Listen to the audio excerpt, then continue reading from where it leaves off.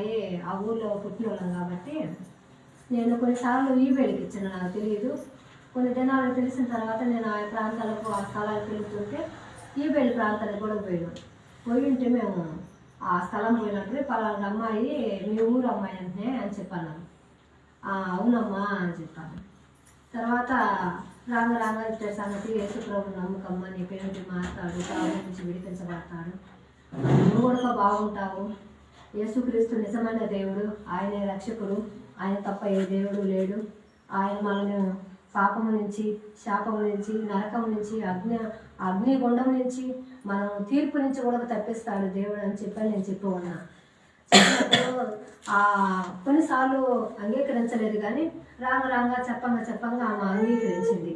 అంగీకరించిన తర్వాత బాప్తిస్మం తీసుకోలేదు, కానీ నేను చెప్పిన మాటలు బట్టి దేవుని కృపను బట్టి అమ్మాయికి కార్యం చేస్తూ వచ్చిండు. చేసిన తర్వాత 2 మగపిల్లలు. మళ్ళీ కూడా మరి అక్క ఇచ్చిన సంగతి నాకు అబ్బాయి 2 అబ్బాయిలే, అమ్మాయి కావాలనుకుంటున్నాము అంటే అమ్మాయికి థైరాయిడ్ ఉంది ఫుల్. అసలు కొంతమందికి థైరాయిడ్లలో చాలా రకాలు ఉంటాయంట. ఆ అమ్మాయికి వచ్చిన థైరాయిడ్ ఏంటంటే పూర్తిగా సన్నగా అయిపోవడం, ఒక కరిపాక అయిపోవడం అనమాట. నశించిపోయినట్టుగా ఏం లేకుండా, శరీరం మీద కంటంటు లేకుండా శరీరం ఒక్కటే, చర్మం ఒక్కటే ఉంటుంది అనమాట అమ్మాయికి. అట్లా ఉన్నప్పుడు ప్రార్థన చేసినప్పుడు దేవుడు అనుకున్న రీతిగా ఆ యొక్క థైరాయిడ్ని తీసేసిండు దేవుడు. స్వస్థత వచ్చేసింది అమ్మాయికి.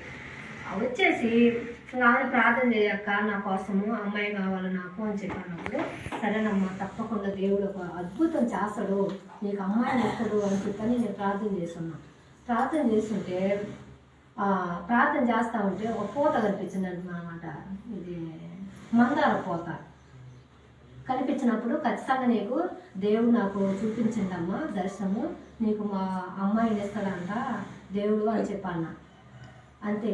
నాకు నిజంగా నేను గొప్పగాదని నేను చెప్పడం లేదు, దేవుడి కృప నిజంగా దేవుడే అంత అద్భుతం. నాకు ఆశ్చర్యం కలిగింది అనమాట ఆ మాట. అప్పుడు చెప్పేసరికి అమ్మాయికి దేవుడు అద్భుతంగా కూతురునిచ్చిండు. ఆమె అప్పుడు సాక్ష్యం చెప్పింది, అక్క ఇట్లా సంగతి నాకు పాప పుట్టింది. మేము ఆచారంలో ఉన్నప్పుడు నాకు ఫోన్ చేసింది. నాకు ఫోన్ చేయడానికంటే డెలివరీ అవుతున్నాగానే నాకు ఫోన్ చేయడానికి వీలు పడలేదంట. అమ్మాయి నా నెంబర్ లేకపోవడము, ఫోన్ లేకపోవడం వల్ల అమ్మాయి ఖచ్చితంగా నేను చేరుతున్నాక ఇక 4 రోజులు అయింది నేను డెలివరీ అయినాను, పాప పుట్టింది, నువ్వు చెప్పినట్టుగానంటే నేను చెప్పింది కదా తల్లి, దేవుడు నాకు చెప్పింది, నేను చూపించింది, నేను చెప్పినా నీకు అని చెప్పాను. చాలా సంతోషం అక్క అని చెప్పని మాట్లాడింది. అది చాలా అద్భుతం అనమాట. నేను ఆశ్చర్యంగా ఊహించలేను.